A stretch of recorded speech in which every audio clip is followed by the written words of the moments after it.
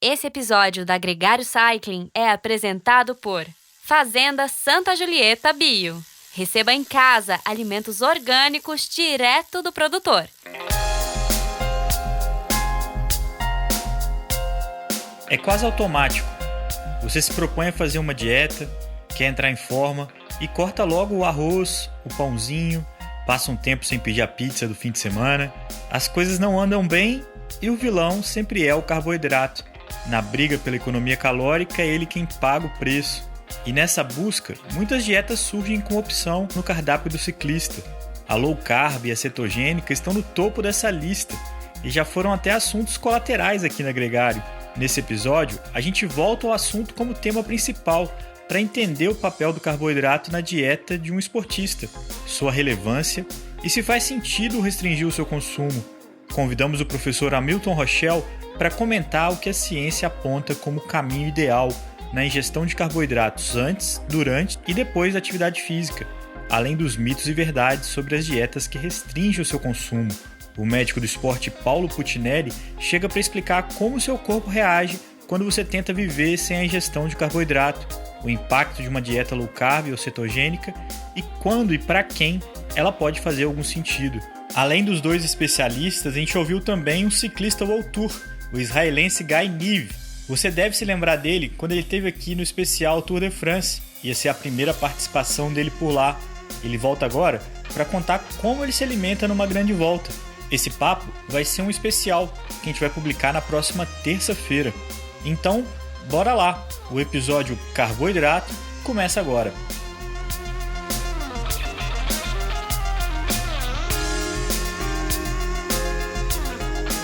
O Gregário Cycling Podcast é apresentado por Ultra Coffee.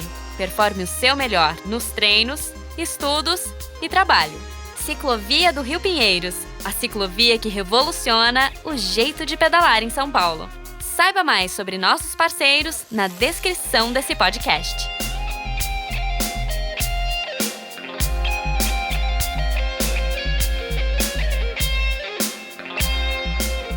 Dr. Hamilton Rochel, muito bem-vindo ao Gregário Cycling. É um grande prazer ter você aqui com a gente. O prazer é todo meu, é um prazer enorme estar aqui com vocês como ciclista absolutamente amador, mas muito entusiasmado com a modalidade. Receber o convite de vocês é certamente um privilégio e uma honra. Nós podemos abrir o programa compartilhando com a nossa ouvinte, o nosso ouvinte, a experiência acadêmica sua, do senhor, que é única, assim, como bacharel em nutrição de educação física, doutor e pós-doutor em ciências da USP, professor associado da Escola de Educação Física de Esporte, coordenador do grupo de pesquisa em Fisiologia Aplicada em Nutrição, também da Escola de Educação Física e da Faculdade de Medicina da USP, e coordenador do Laboratório de Avaliação e Condicionamento em Reumatologia do Hospital das Clínicas da Faculdade de Medicina da USP. Caramba! Quanta ciência! Ciência está no core do que a gente faz aqui. Os nomes talvez sejam mais glamurosos do que parecem, mas a ciência está na natureza do nosso trabalho aqui na universidade. E, sob o aspecto científico, um ser humano consegue viver sem carboidrato? Consegue. Sob o aspecto científico, consegue sim. Isso não quer dizer que é uma boa ideia, mas, sem dúvida, é uma possibilidade. Os carboidratos, assim como os outros denominados macronutrientes, carboidrato, proteínas e lipídios, fazem parte de diversas funções do organismo. Eu vou me furtar aqui a citar todas elas, mas é um componente imprescindível, por exemplo, para o fornecimento de energia. É o melhor substrato energético que a gente tem, principalmente quando a gente pensa no exercício. Há outros tecidos que utilizam preferencialmente o carboidrato como substrato energético também. Substrato energético, para o menos familiarizado com a terminologia, é o combustível. Tá? Então, o cérebro, por exemplo, é um tecido, um órgão que se alimenta preferencialmente de carboidrato. Ele pode se adaptar à falta dele, a partir da utilização de outros combustíveis ou outros substratos energéticos, se a gente quiser insistir no termo, mas, sem dúvida, é um componente bastante importante. A gente pode sintetizar a glicose a partir de outras estruturas que a gente ingere na nossa alimentação, mas isso vai implicar, obviamente, uma alteração desses fluxos metabólicos que a gente tem de uma maneira bastante significativa para que a gente lide bem com isso. Eu acho que um ponto importante para a gente diferenciar também, né? Existe aquela famosa teoria da dieta cetogênica, low carb, e de que supostamente você consegue sobreviver sem carboidrato, porque teu corpo entraria em um estado de ketose, né? Não sei como se fala isso em português, e geraria essa outra fonte energética. Você pode explicar um pouco para o pessoal o que seria isso na teoria e por que existem algumas pessoas que supostamente defendem essa linha? Certo. Eu vou voltar e completar a resposta anterior com o seguinte: quando você me perguntou, a gente pode viver sem o carboidrato? E aí a gente está isolando o nutriente, não é isso? Nós estamos falando, eu vou tirar o carboidrato da minha dieta. Mas, ao mesmo tempo, a gente tem que imaginar o seguinte: quando você tira ou quando você escolhe tirar o nutriente carboidrato na dieta, você está, na realidade, se restringindo de alimentar-se de alimentos fonte de carboidrato, certo? Você não come o carboidrato no alimento, você come o alimento, entre outras coisas, há ali o carboidrato. Então, em qualquer restrição alimentar, e este é um exemplo de restrição alimentar, quando você faz uma dieta sem carboidratos, você está se restringindo a consumir alimentos que contêm carboidratos, você está também se restringindo a consumir uma série de outros nutrientes que são característicos desses alimentos fontes de carboidrato. Então, torna-se uma dieta que pode implicar em alguma outra deficiência por conta desta estratégia, e não necessariamente pela falta do carboidrato em si, mas se você for ser muito rígido aqui com a ideia, então fala, olha, eu não vou mais comer frutas, por exemplo, de nenhuma natureza. A gente sabe que as frutas são fontes de um sem fim de vitaminas e minerais e etc., que vão deixar de estarem presentes na sua dieta de uma maneira mais evidente. Você pode até obter de uma ou outra fonte, de um ou outro alimento, mas isso vai ficar muito mais complicado e possivelmente vai implicar, pode implicar, não vai implicar, em alguma deficiência. Então, acho que essa é uma complementação interessante para a sua primeira pergunta. Na segunda, a tradução que a gente faz para a terminologia é cetose. Quando você faz uma restrição de carboidratos na dieta, você entra num estado que é chamado de cetose, ou a dieta cetogênica, né, como se costuma dizer. O que acontece é que você passa a formar no seu organismo o que são chamados de corpos cetônicos. Esses corpos cetônicos são formados a partir, eu estou sendo muito simplista aqui, se houver alguém mais técnico nos ouvindo, é claro que isso é feito para o benefício do leigo, mas com esse excedente... didática, né? Tentando trazer um papo muito nerd para algo compreensível a 99,9% da população. Em português, claro. Espero que sim. Mas o excedente de gorduras que agora você tem ali disponíveis para serem oxidadas, para serem, entre aspas, esse não é um bom termo, mas para serem queimadas ali para energia, eles vão ser condensados e vão formar os tais corpos cetônicos, que também podem ser usados como energia no músculo ou no cérebro, por exemplo. Então, na ausência do carboidrato, o cérebro se alimenta de corpos cetônicos. Tá? Preferencialmente, ele vai utilizar o carboidrato, mas se você está no estado de inanição, eu não ingiro absolutamente nada, inclusive carboidrato, eu vou ter a formação de corpos cetônicos, esses corpos cetônicos continuam alimentando o meu tecido cerebral. Então, agora, é um tema polêmico, e qual é a base de suporte de quem defende a dieta cetogênica? O que se preconiza com o uso desse tipo de estratégia é o que é chamado de flexibilidade metabólica. Flexibilidade metabólica é a capacidade do nosso organismo em utilizar todos os substratos energéticos, ou todos os combustíveis energéticos. Combustível energético talvez seja uma redundância. Todos os combustíveis disponíveis para o nosso organismo de uma maneira otimizada em função da demanda que o exercício nos traz. Então, esse seria o conceito de flexibilidade metabólica. E o que quem preconiza esse tipo de intervenção se baseia é na possibilidade do aumento da disponibilidade de gordura como substrato energético e na redução da disponibilidade de carboidratos como substrato energético é um aumento da sua capacidade de oxidar gordura para energia durante o exercício. Isso implicaria num benefício para o desempenho, supostamente implicaria num benefício para o desempenho ou numa economia desse estoque de carboidrato que você tem. Como eu consigo oxidar mais gordura, eu melhorei todo o meu aparato oxidativo. As pessoas vão começar a me xingar em casa. Toda a minha capacidade de usar o oxigênio e a gordura ali para gerar energia, eu poupo o meu glicogênio, o meu carboidrato, para a hora que eu precisar. Pelo menos essa é a premissa. E aí a gente tem um bando de informação científica aí, que parte corrobora, parte não dá suporte para essa ideia. Mas parte daí o uso da dieta cetogênica para o desempenho. Na teoria, Hamilton, a gente teria, quem não treina esse uso cetogênico, né, quem não exercita esse praticar o esporte com baixo índice de carboidrato, vai ter mais dificuldade na hora que faltar esse carboidrato para tirar da gordura. Quem treinar assim vai ter essas duas possibilidades de uma forma mais bem preparada. O corpo vai estar mais ambientado para as duas possibilidades. Como premissa, né, Leandro? Mas, na realidade, os dados não suportam muito bem uma das suas afirmações. Enquanto a gente sabe que esse tipo de dieta realmente otimiza a capacidade de utilizar a gordura como energia, e otimiza de uma forma bastante significativa, ela prejudica a capacidade de usar o carboidrato como fonte energética. Então, pelo menos os dados que há disponíveis na literatura, embora a parte seja conflitante, a maior parte deles aponta nesse sentido. Eles parecem ser razoavelmente consistentes em mostrar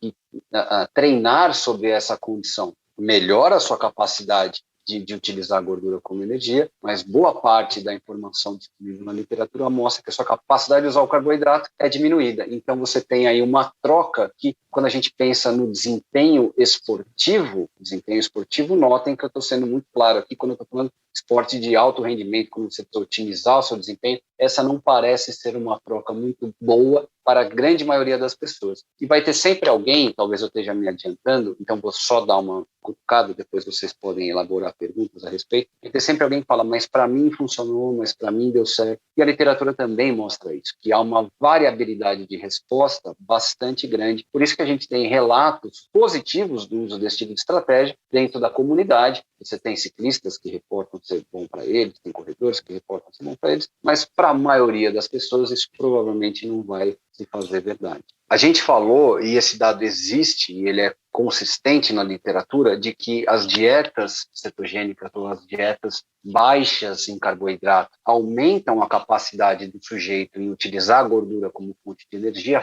fato. O ponto é que isso parece estar limitado pela intensidade do exercício. Então, quando você pensa em intensidades de exercício aumentadas, esse sujeito parece sofrer com o desempenho. Então, você tem uma série de estudos na literatura bem conduzidos nesse sentido que mostram, olha, fizemos um protocolo assim e o outro protocolo normal de alto carboidrato e tal.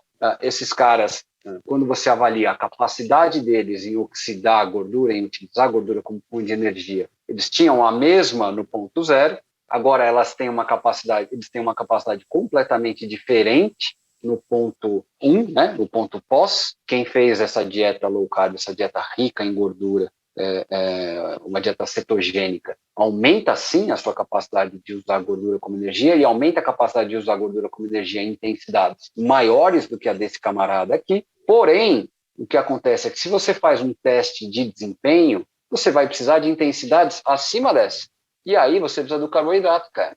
E como a sua capacidade de utilizar o carboidrato aqui está prejudicada, o que acontece quase que invariavelmente nos estudos bem controlados é que você mostra essa alteração metabólica, mas quem melhora o desempenho é esse camarada. O de carbo e não de low carb. Isso, perdão. Esse só funciona para nós que estamos nos vendo. Para quem está ouvindo, melhora para o cara do carboidrato, mas não melhora para o cara da dieta cetogênica. Porém, e essa é a ressalva, este efeito parece sofrer de uma variabilidade individual muito importante, tá? Daí a história que eu falei no começo. Há relatos, vocês têm amigos, vocês têm atletas, vocês têm conhecidos que falam, que juram, que para ele dá mesmo, para ele funcionou, para ele se adapta, para ele ele consegue, e isso a gente não consegue explicar ainda na ciência, e mesmo esse cara que fez a dieta cetogênica não teve um comprometimento na capacidade de usar o carboidrato. Para esse cara, a dieta cetogênica funcionou bem, mas ele não é a regra. Esse é que é o importante. Quem jura pela dieta cetogênica quer implantar isso para todo mundo. Tem espaço para todas as abordagens. Você precisa entender para quem você está fazendo aquela abordagem nutricional. Ela não vai servir para todo mundo. Tá? Tem sujeito que não vai suportar o protocolo de indução de cetose, não vai cetoadaptar, ele abandona a dieta antes, porque qualquer dieta restritiva é muito difícil de você ter aderência. Vai ter sujeito que não vai suportar as quantidades absurdas de carboidrato que você põe para dentro num protocolo padrão também. Você tem de tudo. O que você precisa entender é quem é você, quem é o seu atleta profissional que está ouvindo, e entender se para ele cabe A ou B ou C ou X de estratégia. Não, de maneira, se a gente for fazer aqui um colegiado de pesquisadores e tiver que bater o martelo, o que tem evidência que se aplica para a maioria das pessoas é em favor do carboidrato. Tem gente que se beneficia de uma dieta cetogênica? Claro que tem, não é possível negar isso. Não é a maioria e, portanto, não pode configurar como uma recomendação padrão. Uma outra coisa, Milton, é que a gente subentende que um atleta de alto nível não tem tanta preocupação com a perda de gordura, com uma dieta, vamos dizer assim, com emagrecer propriamente dito, mas que um ciclista comum pode, em algum momento, considerar a dieta cetogênica ou low carb como uma possibilidade de, ao consumir gordura, ter uma perda de peso do conjunto de uma forma mais eficiente. Isso faz algum sentido também? Não, na verdade não. Por quê? E aí há um misconception assim, bem razoável, né? Quando a gente pensa nessa história aí nós estamos falando agora não do desempenho, mas estamos falando em composição corporal. Então, quando alguém ouve eu falar que fazer uma dieta baixa em carboidratos, rica em gorduras, maximiza seu poder de utilizar a gordura como fonte de energia, imediatamente o raciocínio é esse. Eu vou emagrecer mais. Não é tão simples assim, aliás, é simples o suficiente para a gente imaginar que isso não aconteça, porque o que determina a mudança na composição corporal, na verdade, é o aporte calórico que você faz, e nem tanto a composição de macronutrientes que esse aporte calórico tem. Eu vou reformular. Quanto de calorias você consome é mais importante do que... É claro que eu estou sendo aqui simplista também. O tipo da caloria, vamos falar, né? O tipo da caloria também tem ali uma discussão importante, somente quando a gente pensa em proteína e tal, mas já está razoavelmente superada a ideia de que o low carb, high fat e o high carb, low fat se distinguem em termos de eficiência para o emagrecimento quando a quantidade de calorias ingerida é a mesma. Entendi. O que parece fazer... Quando você baixa a caloria nas duas estratégias, a perda de peso é igual. E aí a composição fica em segundo plano, você tem manipulações da dieta que você pode fazer em favor de uma maior preservação da massa muscular ou não, isso está muito mais ligado à proteína do que qualquer outra coisa, mas a história do low carb e tal já está superada nesse sentido, ou deveria estar superada para as pessoas da área nesse sentido. Hamilton, você havia feito uma menção de que a atividade cerebral tem como carboidrato uma fonte importante de energia. Uma dieta low carb ou cetogênica, ela tem alguma comprovação de diminuir ou comprometer a atividade cerebral? Em curto prazo, sim. Em curto prazo, bastante curto prazo, tá? Nos primeiros dias, talvez semana. É claro que isso varia um pouquinho de indivíduo para indivíduo, mas a restrição ao carboidrato de maneira aguda pode induzir alterações de humor importantes, irritabilidade, cansaço, fatigabilidade, maior percepção de esforço. Então, alguém que treina e vai passar por uma dieta cetogênica, uma dieta low carb, vai sentir mais dificuldade para treinar nos primeiros dias, até que você esteja, entre aspas, cetoadaptado, que é o termo que se usa, você passe a produzir e processar esses corpos cetônicos de maneira suficiente para atender a demanda energética do cérebro, por exemplo, como você está colocando. Então, é bem possível que em curto prazo isso sim aconteça, mas não se espera que isso se sustente por muito tempo. É aquele famoso empenho pós-treino, né? Quando você fica sem comida no bolso, você chega vazio em casa e você está até sem brilho no olhar, né? Você olha, você não consegue pensar em nada, não consegue... Isso é o famoso bonking, né? Acabou todos os estoques de carboidrato no teu corpo, não tem reação nenhuma. O primeiro momento é um choque.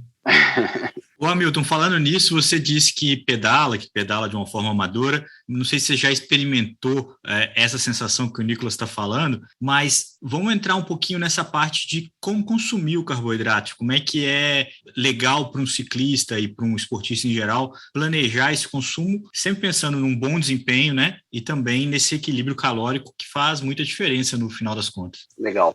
Essa é uma pergunta bastante importante, Leandro, e eu detesto quando as pessoas respondem assim, mas eu vou responder assim, eu vou explicar por quê. É o tal do depende. Sim. Tá? E depende de várias coisas. Por exemplo, outro dia, um colega nosso também quis começar a pedalar e tal, então vamos pedalar, aquela coisa. O que eu como antes de pedalar? Cara, aí é aquela honestidade cruel, né? Para o que você vai fazer? Absolutamente nada. Nós vamos dar estou usando a terminologia das ruas, nós vamos dar um rolê de bike, você não vai treinar, né? A intensidade é uma coisa importante, o volume é uma coisa importante, o intuito é uma coisa importante. Você pode, inclusive, querer treinar com baixa disponibilidade de carboidratos de propósito. Então, há essa construção também dentro da nutrição, a periodização nutricional, principalmente quando a gente pensa no carboidrato, quando a gente está pensando no desempenho. Para aquele ciclista amador do pedal, da ciclofaixa do fim de semana e tal, é óbvio que isso não cabe. O cara vai lá para passear, para se divertir numa intensidade muito baixa, não vai faltar energia para ele, a intensidade é baixa. Mas eu pedalo 2 horas. Você não vai passar mal por causa disso. Ninguém vai... Não, agora eu vou treinar. Estou treinando com volume alto, com intensidade elevada. Tudo bem, vamos pegar a mim, que sou, de novo, absolutamente amador, mas vou para treinar no que, para mim, é uma intensidade elevada, para mim, é um volume significativo. Aí a gente começa a falar de uma maneira mais uniforme. A gente tem, para provas ou para treinos curtos, tá, de até 1h30 ou coisa que o valha, a recomendação típica é que você esteja com seus estoques de carboidrato em dia, que as suas refeições, o seu planejamento alimentar do dia anterior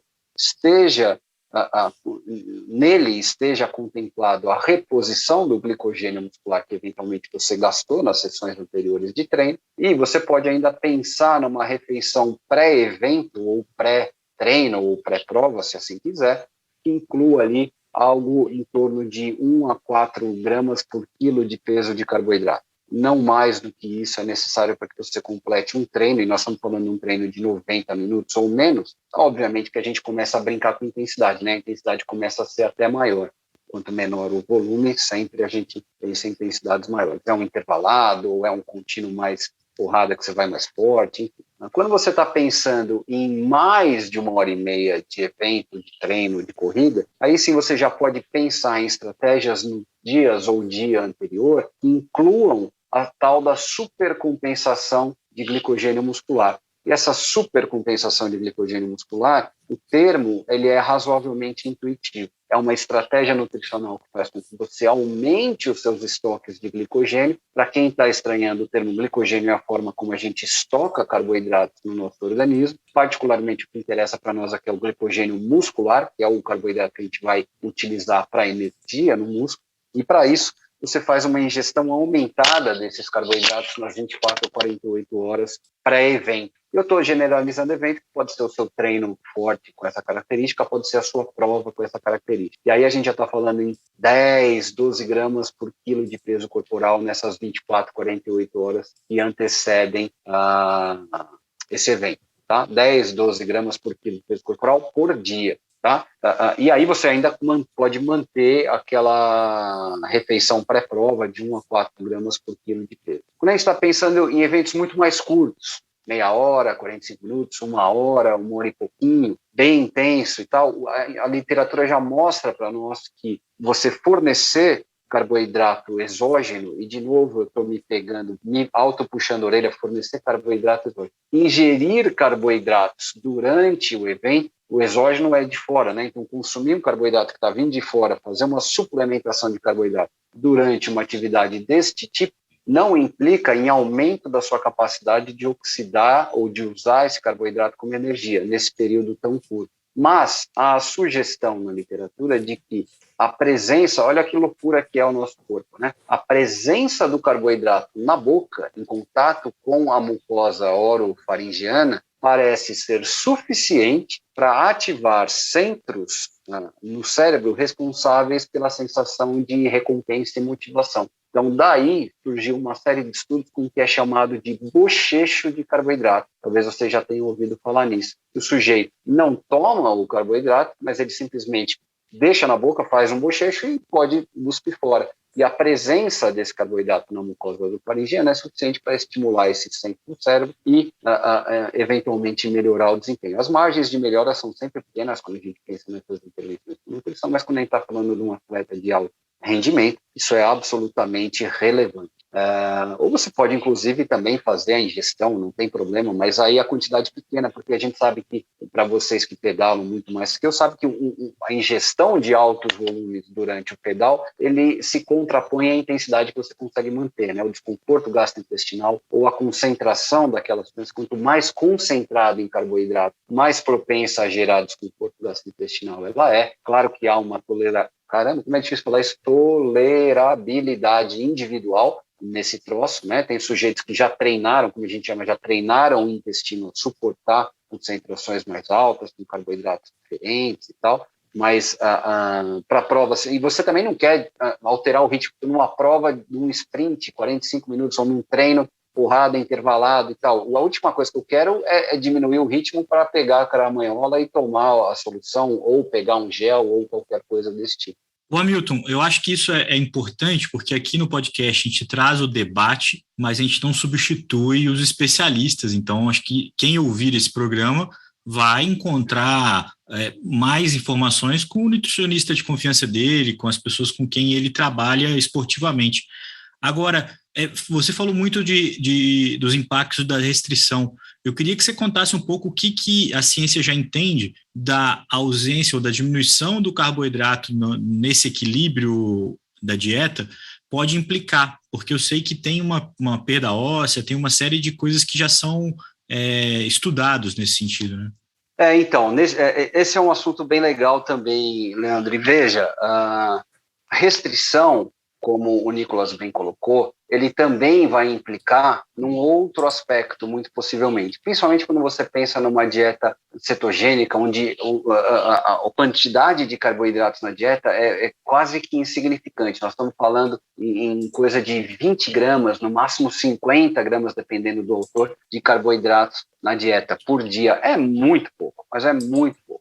Isso pode implicar, sempre a absolutização dos termos aqui é complicada, pode implicar numa monotonia alimentar muito importante. Você recorre sempre a alimentos muito típicos, né? Sempre aquele tipo de alimento, e a sua dieta não varia. E a gente sabe que a beleza da variação na dieta está muito relacionada com a obtenção dos diferentes nutrientes. A monotonia alimentar implica normalmente na falta de alguma coisa, tá? Então, as dietas cetogênicas têm que ser observadas com muito cuidado para que elas não incorram nesse erro da monotonia alimentar e que pode também implicar em um outro aspecto, que é a redução do consumo alimentar. Em alguns casos, há o reporte de que os corpos cetônicos também podem induzir saciedade. Além da monotonia, que faz com que você coma menos, porque você enche o saco de comer sempre a mesma coisa, você também coma menos, no geral,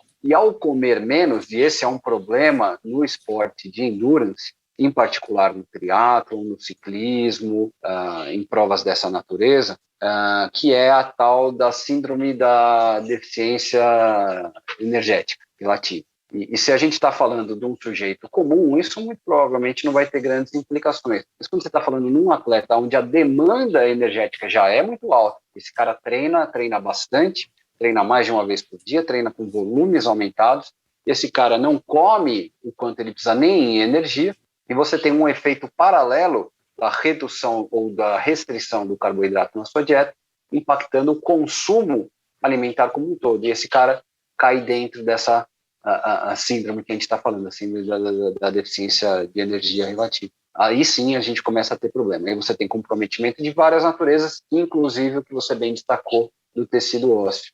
Embora não necessariamente restringir carboidrato implique em perder osso, o que a gente sabe, e isso é interessante, que é o efeito contrário, que consumir carboidrato melhora o seu metabolismo ósseo pós-exercício. E a gente sabe que no ciclismo isso pode ser particularmente interessante, porque embora seja uma atividade que implique em força muscular, em algum nível e tal, ele não implica em sobrecarga axial, não implica em compressão do tecido ósseo. Não tem ação da gravidade comprimindo os ossos, que é o que o osso gosta para crescer.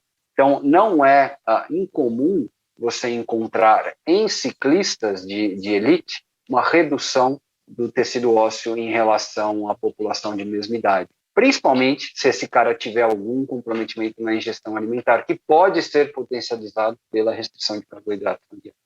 Hamilton, tem uma frase que eu ouvi que eu gosto muito, de que o livro de autoajuda, antes de mais nada, ajuda o autor do livro a vender mais livro. Livro de dieta, acho que tem o mesmo efeito. Teve uma dieta do passado, que era a dieta do tipo sanguíneo, que estabelecia uma correlação entre tipo sanguíneo e maior capacidade de nutrientes, onde, teoricamente, na evolução do ser humano, aquele sangue, o O positivo, o A, o AB, o quanto de substância ou de bobagem tem nesse tipo de teoria?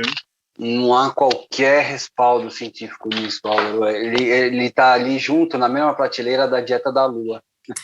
Sei mais, eu acho que já tem.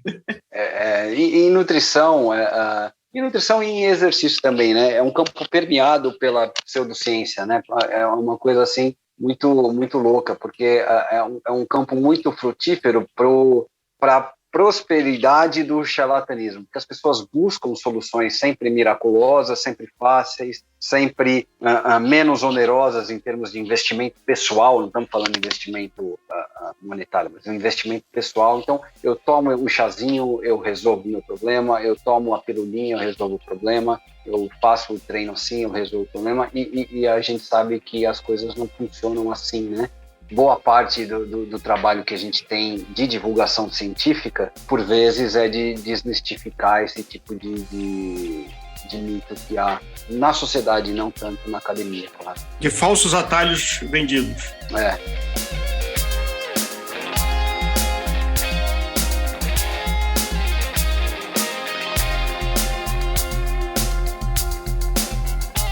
Conheça os produtos Gregário, itens de qualidade com a nossa identidade. A caramanhola preferida do pelotão com a nossa cara. Conheça a Fly Elite, edição especial Gregário. O link está na descrição desse podcast.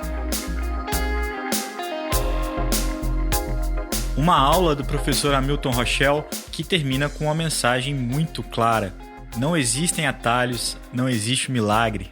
Se você quiser evoluir no esporte, trabalhe seriamente por isso. Agora a gente conversa com o Dr. Paulo Putinelli, um médico do esporte com experiência olímpica e também com clubes de futebol, que renderam até um off-topic no final desse episódio. Mas antes disso, o papo com ele é muito claro sobre como o nosso corpo reage ao carboidrato. Se liga!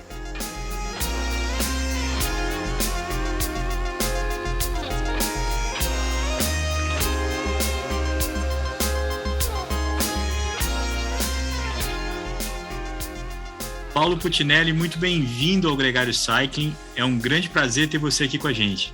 Pô, Leandro, eu que agradeço aí. Muito, muito obrigado pelo convite. Eu me sinto muito honrado de participar de um podcast que eu sou ouvinte assíduo. Eu gosto muito, acompanhei o nascimento e sempre estou ouvindo aí por conta de assuntos interessantes e convidados especiais. Então, eu me sinto muito honrado aí. Muito obrigado.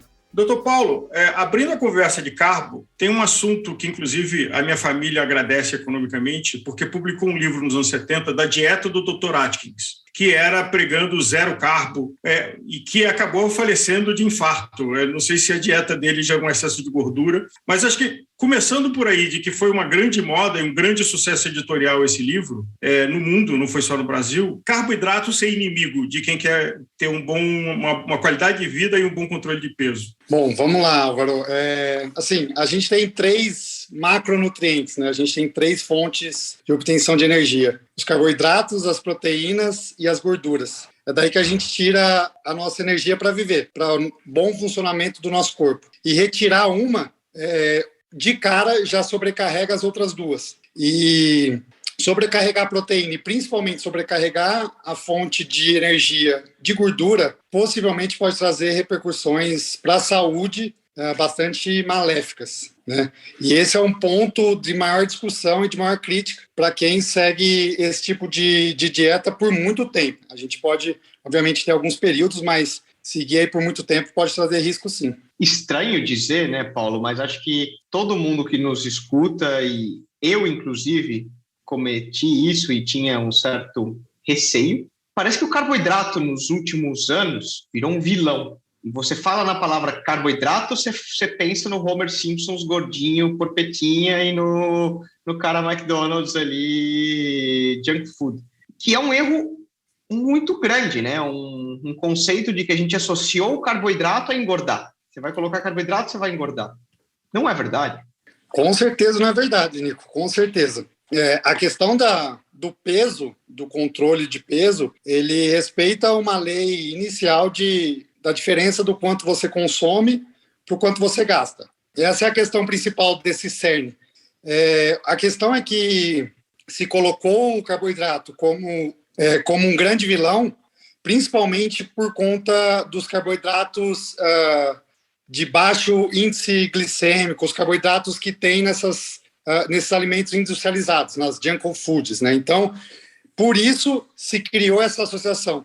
Mas a gente sabe que o carboidrato ele é tão importante quanto a proteína, quanto a gordura, e ele deve se respeitar um equilíbrio de fontes diferentes, é o que é mais importante, né? E de fontes naturais. Se a gente, do mesmo jeito que tem a questão do carboidrato, a gente pode levar a questão da gordura. Gordura também funciona nessa mesma via, uma vez que a gente tem tipos diferentes de gordura. E se a gente come gorduras industrializadas, saturadas, a gente vai também ser levado para um caminho de ganho excessivo de peso. Mais do que isso, acho que a questão do carboidrato se tornar o grande vilão é a questão do excesso. Porque o carboidrato, uma vez que ele é consumido em excesso, aí sim, a gente tem alguns mecanismos fisiológicos de transformação desse carboidrato em gordura, em acumular energia vinda do carboidrato na molécula de gordura, e isso traz um ganho de peso. Então, assim, a gente acaba confundindo os meios com os fins, né? E aí se gera toda essa quase uma fobia, né? Uma carbofobia que a gente vive, que, infelizmente, acaba afetando o nosso juízo, principalmente quando a gente começa a falar de esportes, né? Mas quando a gente entra no mundo do esporte, no mundo de performance, aí a conversa fica ainda mais profunda da importância do carboidrato, né, nessa questão toda. É curioso, cara, e eu vejo um problema muito grande no pelotão profissional de companheiros de trabalho, aí eu vou te falar, né, a gente associa muito ao lado feminino de ter muito medo do carboidrato, essa questão, a gente pensa em anorexia, a gente às vezes pensa muito nas mulheres, modelos, mas eu falo que é um problema recorrente e muito comum dentro do pelotão profissional de ciclismo. Não sei como é no triatlon, você tem mais experiência e talvez no futebol, outros esportes, mas no ciclismo eu vejo, e chega a ser um problema de anorexia, e diversos atletas tendo medo a consumir o carboidrato, porque eles associam a um ganho de peso, e um ganho de peso recorrente a um declínio de performance, etc. E muito pelo contrário, o carboidrato para um atleta de alta performance, pelo menos na minha experiência empírica, é super importante. A minha gasolina, o meu querosene de avião. Sem esse querosene eu não vou. Exato.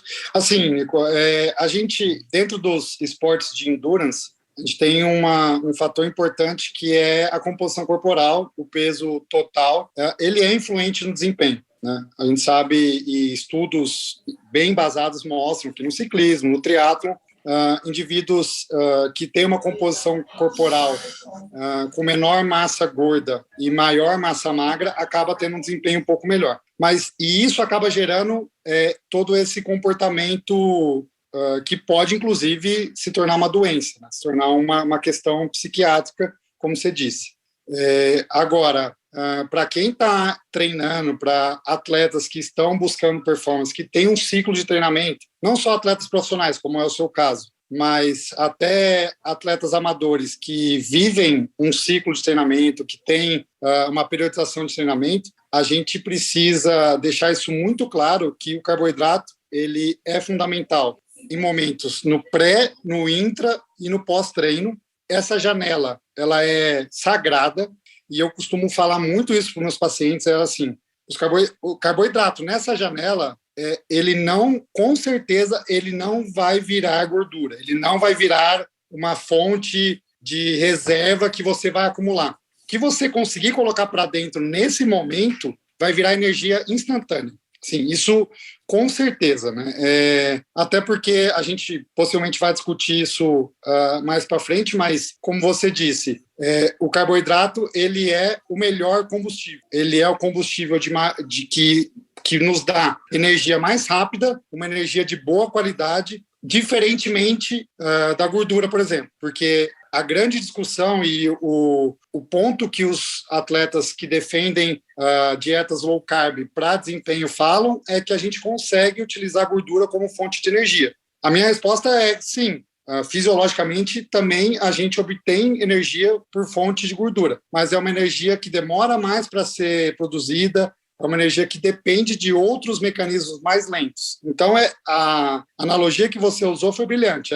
Tem o querosene do avião e tem o diesel, né? E, eu consigo rodar bem com diesel. Beleza, se você vai ali em baixas intensidades, se o seu corpo se adapta bem, ótimo, ótimo. Agora, é indiscutível que se você colocar um querosene de avião, um combustível de avião, assim, você vai voar.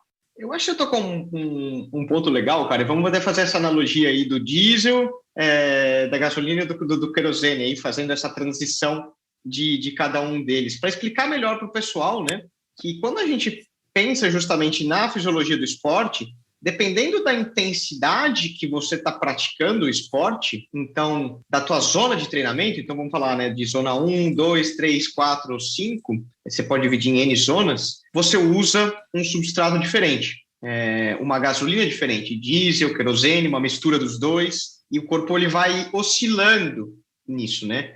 Dá uma explicada para nós, então, para tentar para o pessoal entender rapidamente o que é isso e por que tem horas que talvez sim, você pode usar gordura, e por que, mas quando você realmente quer ir rápido e sair voando, você vai precisar do carboidrato, você vai precisar do querosene. Assim, em zonas de treinamento mais baixas, como a velocidade de necessidade de fornecimento de energia é um pouco mais baixa, ou seja, como se o motor ele girasse numa velocidade mais baixa, a gente consegue rodar com menor quantidade de carboidrato. A gente usa carboidrato e a gente usa gordura. Agora, em zonas mais intensas, a gente também vai continuar usando gordura, mas a gente vai necessitar muito mais de uma quantidade maior de carboidrato. E, já entrando nesse ponto, a gente precisa entender que as nossas fontes de carboidrato são limitadas. A gente tem reserva de carboidrato, que é o glicogênio muscular, o glicogênio no fígado, mas eles são limitados. Ao passo que a reserva de gordura do nosso corpo, em teoria, ela é abundante. Por isso, a gente precisa repor carboidrato durante o treino, por isso a gente precisa tomar nosso gel, precisa comer alguma coisa, enfim. E, ao passo que gordura, a gente tem poucos suplementos à base de gordura para utilizar em intratreino. A gente tem alguns, que são as gorduras de rápida absorção, né, que são os triglicéridos de cadeia média, os TCMs, que são bons, são bem utilizados, tem aí o seu espaço, mas quando a gente fala em treinamento, o carboidrato ele é amplamente necessário, inclusive. Doutor Paulo, para quem vai fazer um pedal leve de 1 hora ou para quem vai para academia, faz sentido, e muitas vezes a gente vê em academias, pessoas que estão fazendo um treino ali de 40 minutos, 1 hora, e com uma garrafa de algum eletrolítico de malto na mão. Faz sentido? Faz sentido, Álvaro. Assim, naquela nossa conversa que eu disse que a gente tem uma reserva de carboidrato no corpo, essa reserva ela dura em média 1 hora. Então, para treinos até 1 hora, em teoria, se a gente já tem uma reserva bem estabelecida, se a gente está com glicogênio muscular e hepático em boa quantidade, a gente não precisa suplementar. Agora, se a gente está, por algum motivo, em depressão de glicogênio, ou ainda, se nosso treino é mais longo, aí a gente tem 2 opções. Ou a gente esquece um pouco as intensidades Ou então, se a gente quiser em algum momento colocar alguma intensidade, eu falo alguma, é alguma bem baixa, assim, né? A partir dali de uma zona 2 de treinamento, ou seja, se uma frequência cardíaca que representa algo moderado na sua intensidade de treinamento, você vai precisar de carboidrato como suplemento, né? Então, além do que você já tem ali como glicogênio, você vai precisar repor, vai precisar colocar mais,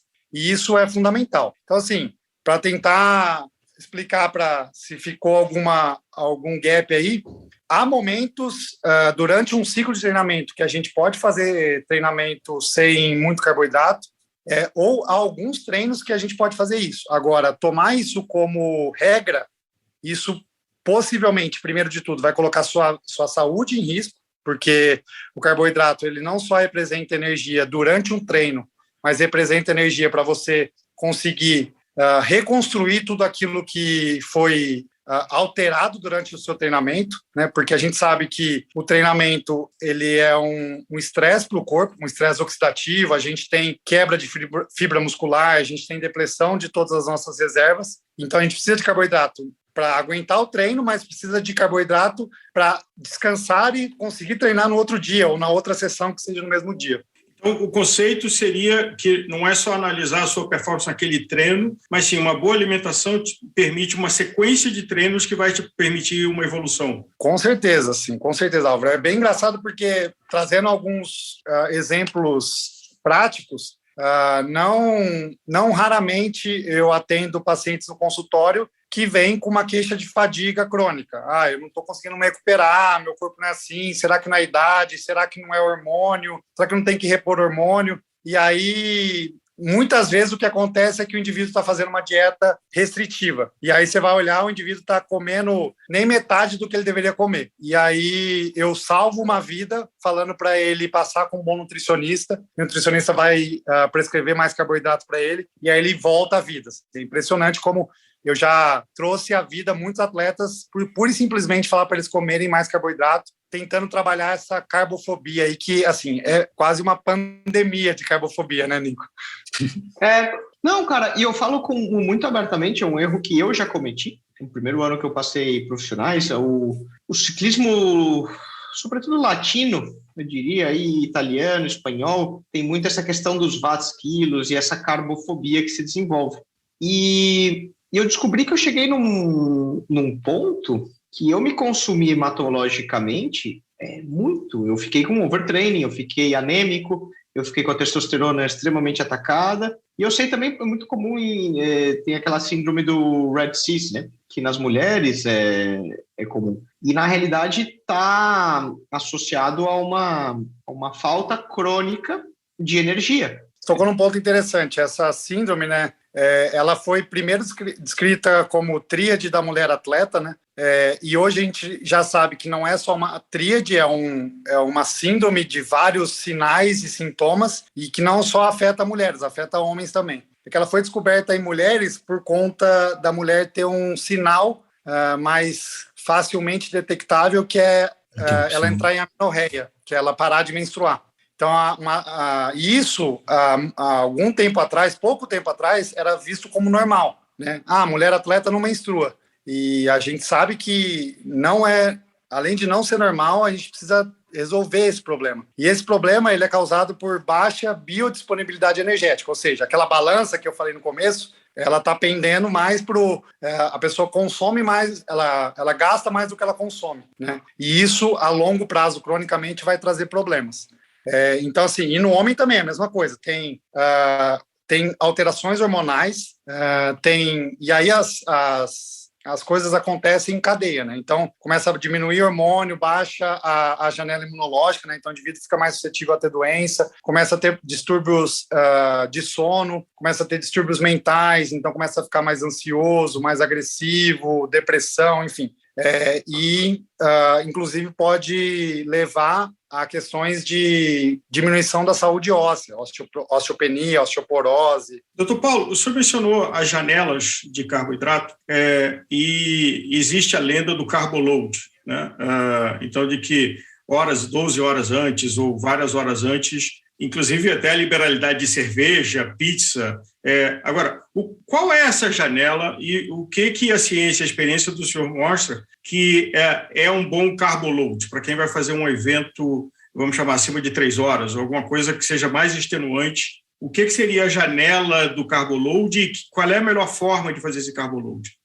Do mesmo jeito que é ruim não ter, quanto mais você tiver, melhor, né? E é proporcional. Quanto mais você conseguir ter a disponibilidade da gasolina de avião aí, né, do querosene, quanto mais você tiver, melhor. E aí, diante disso, a gente tem essas estratégias de você largar com o tanque cheio, né? Eu sempre uso essa analogia, acho muito interessante. Então, você precisa largar uma prova com todos os seus estoques de carboidrato completos. E isso envolve essa estratégia de carbo load.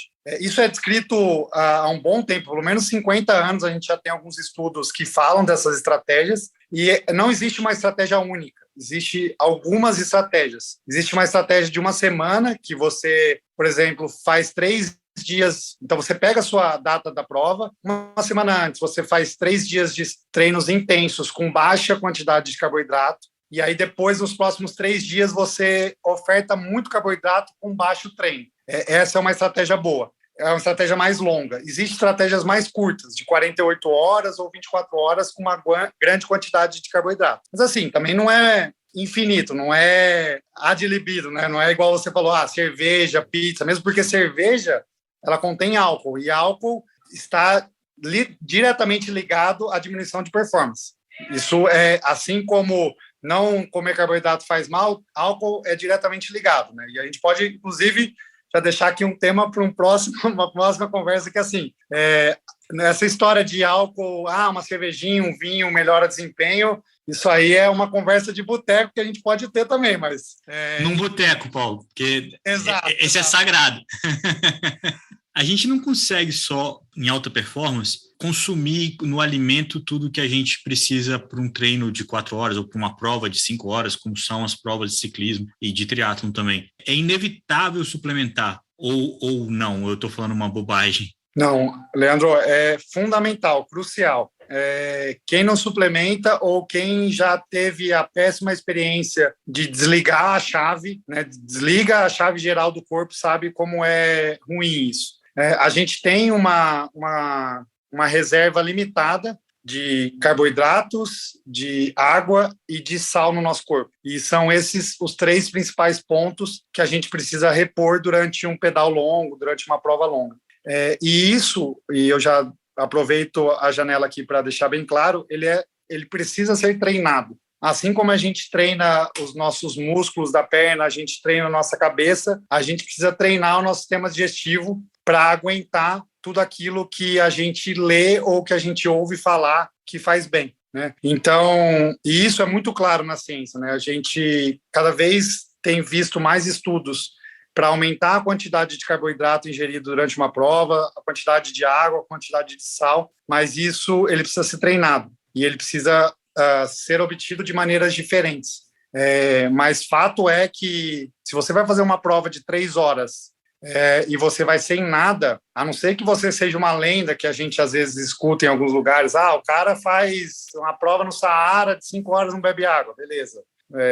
Tirando as lendas, a chance de você desligar seu disjuntor é relativamente bem grande. Agora, doutor, o senhor não só tem a teoria, como na prática ajudou a desenvolver um produto que é muito interessante, que é o Gel Z2. Como é que foi essa jornada e que escolhas o senhor e a equipe fizeram para tornar esse produto diferente dos demais? Bom, vamos lá. A ideia surgiu do fundador da Z2, que é um triatleta, e surgiu da necessidade que ele via de ter algo gostoso, porque no mercado a grande maioria dos géis não são muito palatáveis. Então ele queria algo gostoso e algo que fizesse sentido do ponto de vista de performance. E aí ele me procurou e procurou a Cissa, uma nutricionista, e a gente juntos vem desenhando alguns produtos pensando em performance, pensando em desempenho esportivo. E a gente lançou a primeira linha aí, a gente tem novos projetos que virão e tomara que tenham tanto sucesso como esse primeiro, que é um gel de carboidrato, que primeiro de tudo é bem gostoso, então para quem não experimentou fica aí o convite. E segundo, a teoria que a gente tentou levar é colocar tudo dentro de um gel. Então, é um gel que tem sal, que tem cafeína, que tem taurina e tem fontes diferentes de carboidrato, que é bastante importante, porque a ciência mostra que se a gente fizer um blend de carboidrato, ou seja, se colocar glicose, colocar frutose, colocar palatinose, a quantidade que a gente consegue absorver será maior, e aí a gente consegue colocar mais carboidrato na nossa dieta ali durante os treinos e as provas, e aí a gente vai ter mais energia para conseguir desempenhar melhor, para retardar a fadiga, ou conseguir desempenhar mais do que a gente conseguiria sem isso. A gente, óbvio, olha muito para o mercado externo e olha o que a Martin está fazendo, o que a CIS está fazendo, busca algumas fontes e algumas discussões, até mesmo porque muita coisa do que se cria e do que se testa, a gente não tem estudos robustos, porque eu estava até discutindo isso hoje com um fisiologista aqui do clube, buscar ciência de grande embasamento em alta performance é quase impossível, porque a gente está falando de um N muito pequeno e a gente está falando de ultrapassar barreiras, né? Então, às vezes a gente precisa experimentar. A gente usa atleta profissional muitas vezes como cobaias, né? Óbvio, a gente não vai criar nenhum mal, mas a gente testa, e para a gente ter esse teste aqui com os atletas, e o mais legal, essa é a ideia, né? Manda ali para o Nico, fala, Nico, cara, experimenta isso aqui, vê se faz sentido. Ah, faz sentido, beleza, cara. Ah, não, cara, senti uma necessidade, um erro, enfim, a gente vai consertando. Doutor Paulo, na evolução e das opções que a gente tem de carboidrato do passado, e aí a pergunta é para se o senhor puder, o que vem de forma de consumo futura, né? A gente tem as frutas, a gente tem os rice cakes, a gente tem barras que se sofisticaram na forma líquida, na forma de gel. Que formas estão evoluindo de consumo de carboidrato que seja mais eficiente no ponto de vista de uso esportivo, seja amador ou seja alto rendimento? A forma em si, ela fala muito mais de preferências do que propriamente de absorção, né? A absorção intestinal ela vai ser próxima, desde que a fonte seja uma glicose, uma frutose, palatinose, enfim, seja os conceitos básicos. Agora, é importante, até inclusive individualmente, tem gente que precisa de algo sólido, por exemplo, e eu sou uma dessas pessoas. Eu fico tomando muito gel, eu falo, cara, me falta, eu preciso mastigar alguma coisa. E aí tem a questão do pó, né? O pó também é uma boa fonte para a gente misturar ali na caramanhola, porque com o pó a gente consegue dosar. Se a gente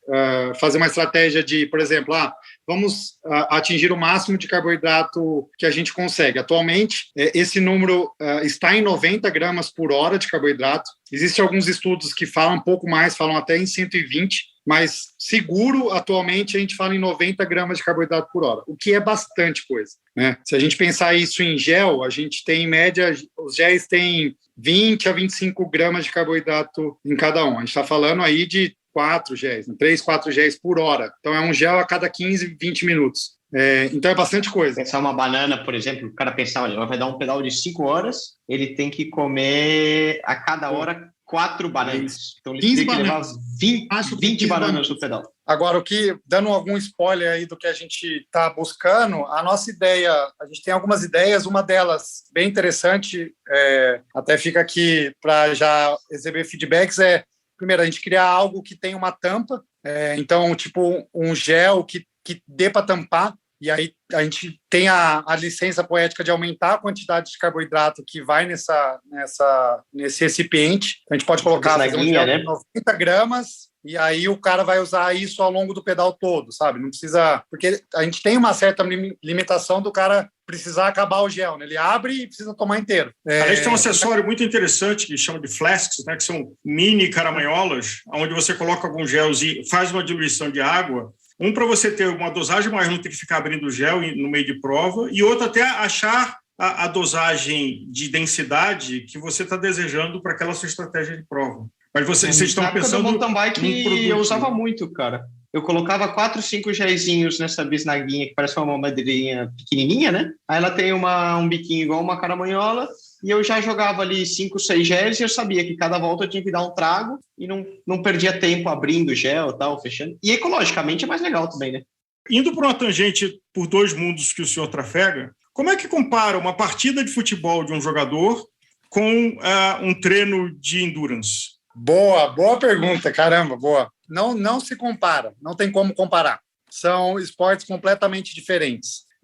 E eu ouço essa pergunta diariamente, assim, porque como eu transito nos dois, quem é melhor? Quem é mais bem treinado? Um jogador de futebol ou um ciclista ou um triatleta? Eles têm valências completamente diferentes. Óbvio, as valências de endurance são importantes para os atletas de futebol, eles precisam ter uma boa capacidade de ressíntese de energia, precisam limpar toda a acidose gerada em altas intensidades, mas as questões aqui no futebol, elas são muito mais importantes do ponto de vista de força, potência, mudança de direção, velocidade de resposta, coisas que dentro do endurance são menos importantes, né? No endurance, claro, a gente precisa ter, em alguns momentos, força e potência para responder a um ataque ou para atacar, a gente precisa ter uma velocidade de reação importante para responder a um ataque, mas em termos de importância, são valências menos importantes. Então, é até engraçado que a gente está agora num período de retorno aí dos treinos, e eles fizeram o yo-yo teste, que é um teste de capacidade aeróbia, né? E é um teste que eu talvez consiga chegar perto deles, assim, do nível deles. E aí eles vem fazer também, tal, porque eles sabem que eu sou triatleta e tal. E eu falei, melhor não. Agora, para fazer o que esses caras fazem, de velocidade intensa, eu não chego nem perto, né? Então, eles atingem aí velocidades acima de 30 km por hora rotineiramente e durante muito tempo, e às vezes no final da partida. Então, só para deixar bem claro que não tem como comparar. Quantos quilômetros em média corre um jogador numa partida de 90 minutos? 8, entre 8 e 12, eu diria, assim, um range bom assim é de 8 a 12. O cara que sabe também, correr demais não é tão bom e correr de menos também é ruim, né? Nenhum dos limitadores. Quem corre a bola, Nicolas. Todo mundo fala, mas deve jogar bola bem e tal. Os caras me chamam, eu falo, cara, a bola atrapalha demais. Paulo, muito obrigado. Foi um grande prazer, um grande bate-papo conversar contigo sobre um tema que é controverso, que é curioso e que, ao mesmo tempo, também é muito apetitoso, né? Que é o famoso carboidrato. Obrigado, cara. Valeu. Eu que agradeço. Como eu disse no começo, eu sou um ouvinte assíduo e eu sei que quando o convidado ele vai bem, ele costuma voltar. Então, obrigado aí pela conversa, foi um papo muito bom, cara. Valeu demais. A gente que agradece. E as portas estão abertas, com certeza a gente vai ter esse plano de ter você aqui de volta com a gente. Até a próxima.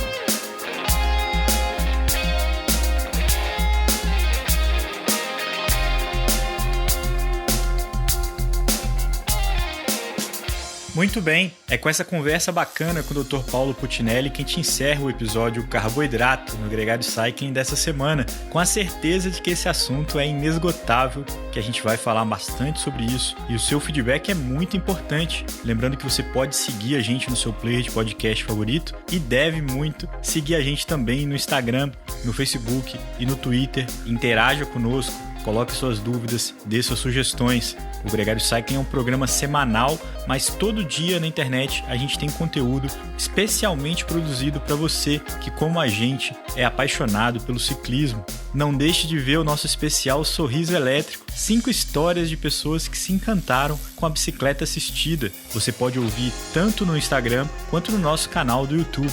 Um grande abraço para você e até a próxima!